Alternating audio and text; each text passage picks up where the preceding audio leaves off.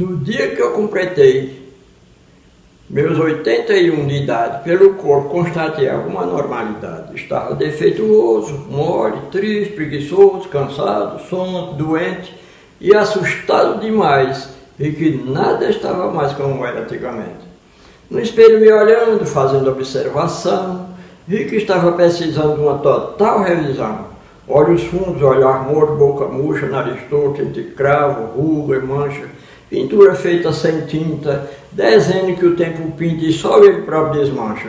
Dedos magros e franzinos, junta grossa e achatada, os braços fracos e finos, a pele toda engelhada, cabelos brancos e ralos, as mãos completas de cara, as unhas secas e grossas, 1000 rachões nos calcanhares, testemunhos oculares de quem trabalhou nas roças.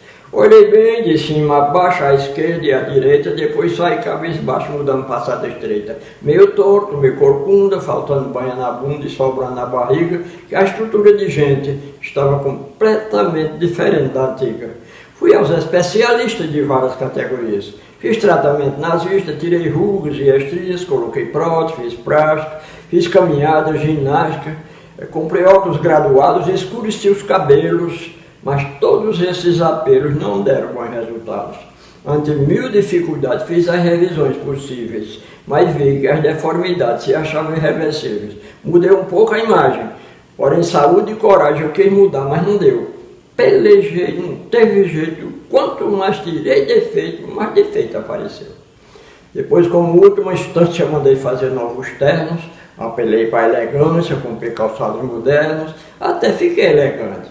Porém, tão cambaleante que desenganado disse: pintura, nada ressarce, por fora, tanto disfarce, por dentro, tanta mesmice. Depois de um profundo estudo, pensei com idoneidade: do que ser trocar tudo e não trocar a idade? Ante a face cadavérica, mexer na ordem numérica seria bem mais comum, trocando o 1 pelo 8, ficaria com 18, ao invés de 81.